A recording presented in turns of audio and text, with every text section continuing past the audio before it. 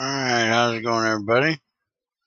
Here for the update video for Gregtech 6.03.22.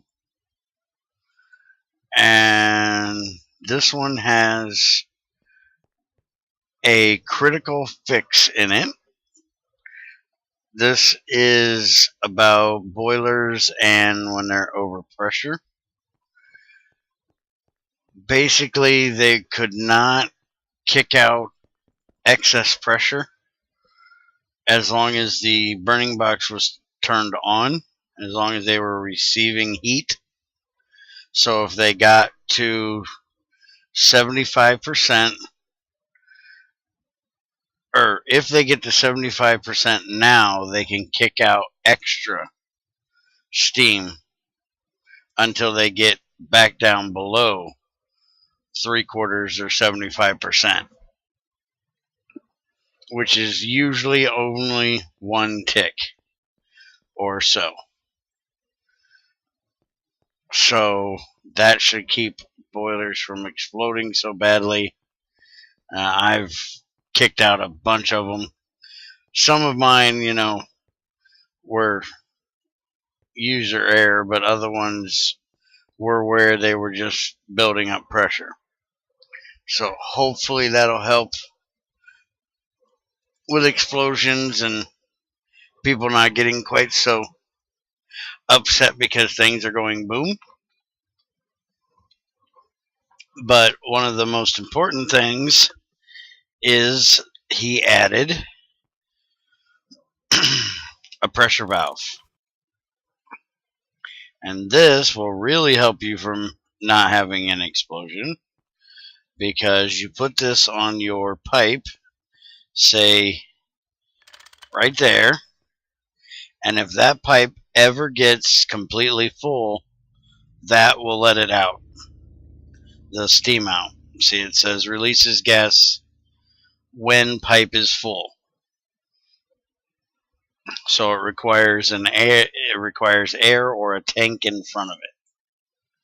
So to me, a pressure release valve is exactly that. It's just a valve that releases the steam out into the air. So I'm not putting anything there to catch it. I'm just going to have it like that, and then that should be able to keep your boilers from overheating if you have a big enough pipe on there that it can release every bit of steam it ever makes. But then you don't have to worry about it backing up in the pipe if you have a pressure release valve. Now, the way I have everything built here currently, except for my turbine over here, nothing can blow up. These are individual boilers running to individual machines, setting the exact amount they need so they can run infinitely. This is the only setup I have where something could go wrong. I do have a Gibble meter on here, but it's only on the first one, so if one of these two were to overheat, overpressurize, they could blow up if this one stayed at normal. So I may actually put the pressure release on there, because I really don't need it over here on that one. But that's the two most important things, in my opinion, that were changed this time, is to make steam a little bit safer, less explosion-y. Next is he likely fixed immersive engineering bug, which was caused by their using the Gregtech 5 interfaces by dumping the GT5 interface into his code so that they exist and don't cause a crash anymore. So whatever it was that IE was looking for to say there was Gregtech, wasn't Gregtech. He threw it in there so it'd shut up. Let's see. Fixed controller covers, pump covers, and display covers being placeable on things that they can't actually interface with. If you guys remember, I tried to put this here on a battery box, see if it'd work, and it didn't work. I couldn't control it, so that should mean that now if I pop this off of here, I should not. Hey, can I actually do it now? Before, when I tried it, I couldn't do anything, but now I can actually do it. So, hey, I'm gonna have to see if I can actually control it. Let's see, can I put it on a pipe? Can't put it on a pipe. I have no idea if I could before, though. But, so if you can't control it, you shouldn't be able to put a cover on it. So, that's cool. I'm definitely going to have to test that out later to see if I can actually control that battery box with this. That'll be cool. But I better go put it back on the machine, huh?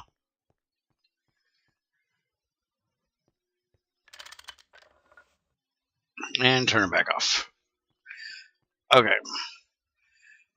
Next is Gregtech hoppers were fixed. They were not auto-stacking items together after sucking them in from the world. Fixed some bug in the advanced buttons. Don't know what the bug was. Haven't heard anybody saying anything about it, so I can't really tell you what the bug was, but something was fixed. And I've played around with them a little bit, and I didn't see anything. Changed any recipes that require circuits. Can now accept circuits of higher tiers as well. So you can essentially use tier 6 circuits in pretty much any circuit requiring recipe now. So basically, you can use any circuit for any lower tier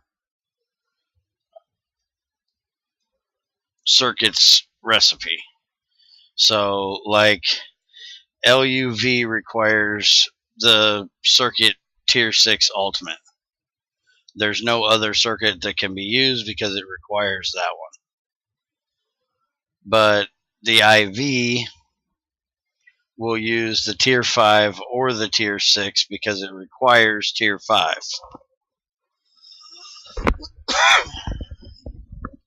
Excuse me.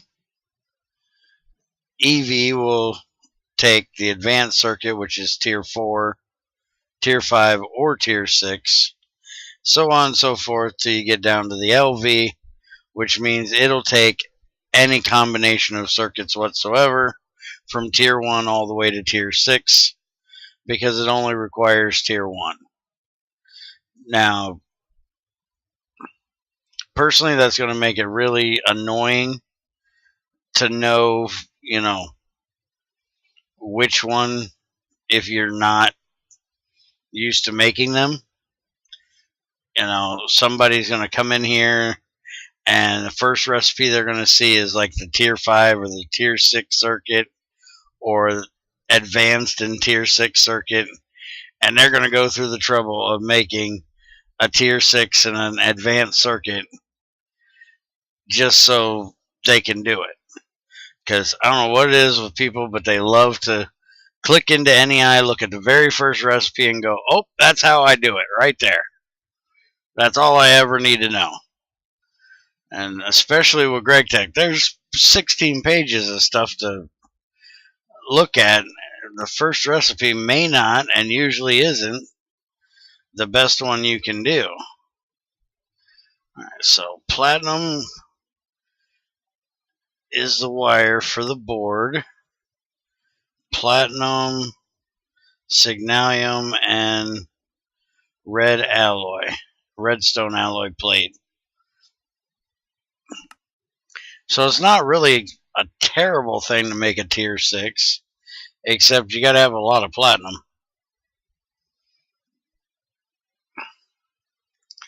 But it's nice that you can do it. I've screwed up and made good circuits before. I do it a lot because I'll, for some reason, use red alloy wire instead of redstone. So I will probably most definitely use it,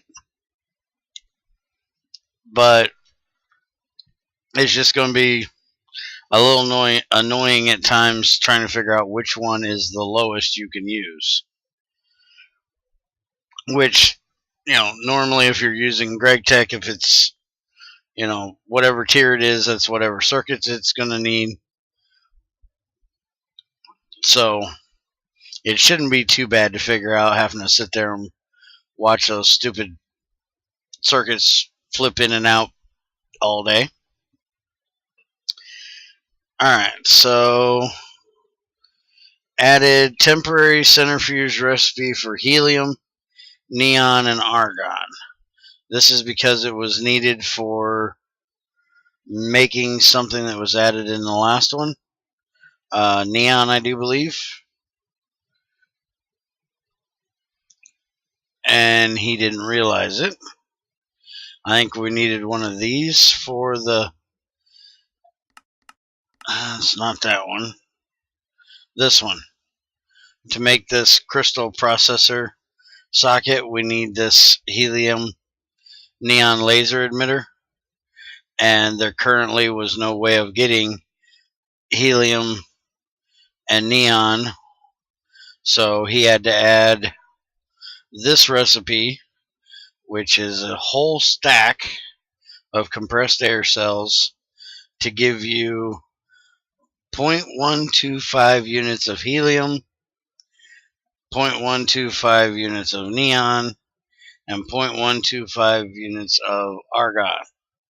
So, holy crap, you're going to be compressing a whole lot of cells to get one of them if you're actually setting up a replicator system right now.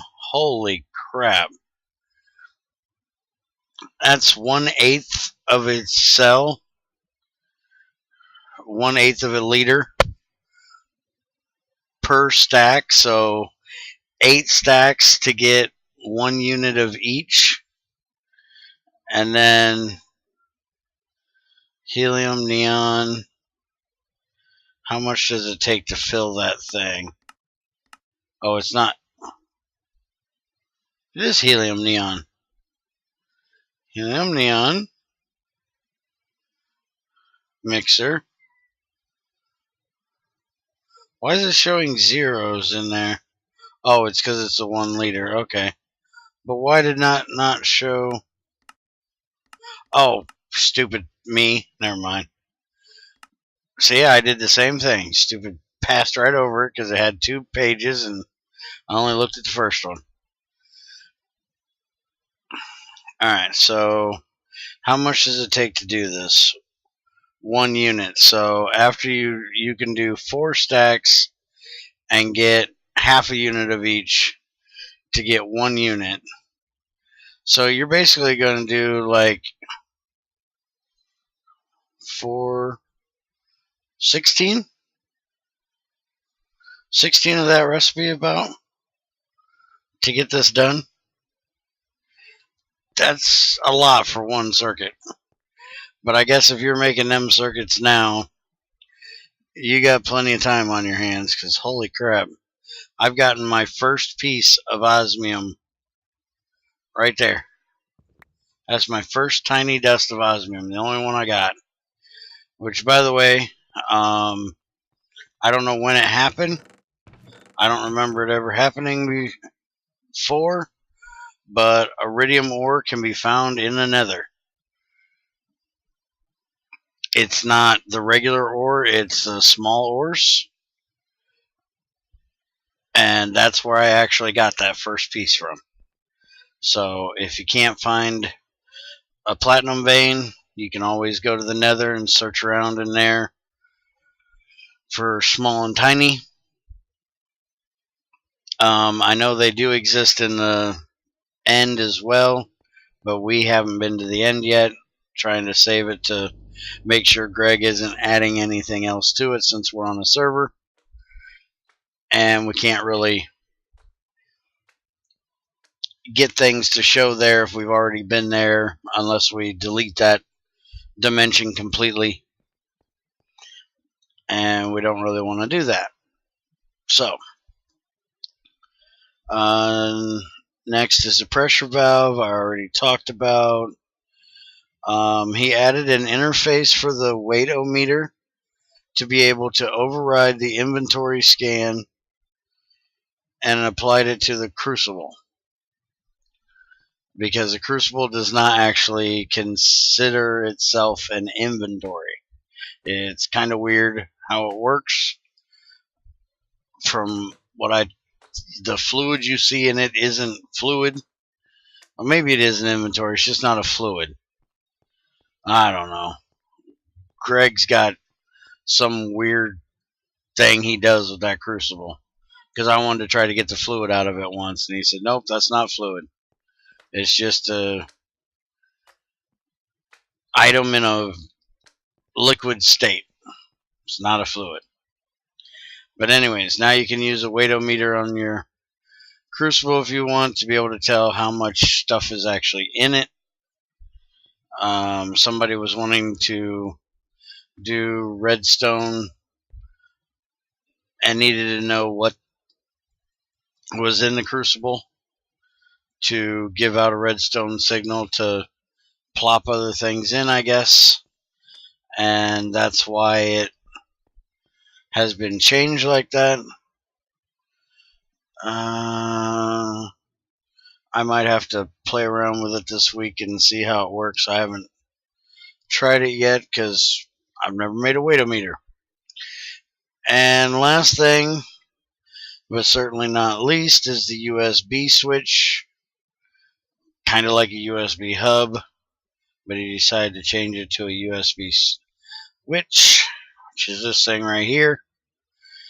And it takes USB 3.0 cables, stainless steel screws, the crystal processor emerald, stainless steel machine casing, and a screwdriver to make it. He decided to not call it a hub, as a switch fits more to its functionality. Using the 16 states of redstone will let you select which recipe to use by an adjacent printer or replicator. It doesn't matter on which side of the machine you place the switch, as long as it's adjacent to it. The machine, which normally uses the USB stick, has to have a USB cable of the proper tier or better in that slot instead. In case universal extenders are used, one facing of the extender has to face the USB switch, while the other faces the machine. So when I get to that point that I set up my scanner and printer, which should be very soon, I will have to make one of these and try it out. I just really don't like the idea of trying to make this thing, because for that I gotta have these, and I don't really want to make 16 of them things. That's a whole lot of compressing and a whole lot of centrifuging. But that's your update video for this week. Hope you enjoyed. Hope you learned something. And have a good one. If you have any questions, let me know. Or stop in and ask Greg. in his IRC or on the IC2 forums. Have a great day, great week. See you next time.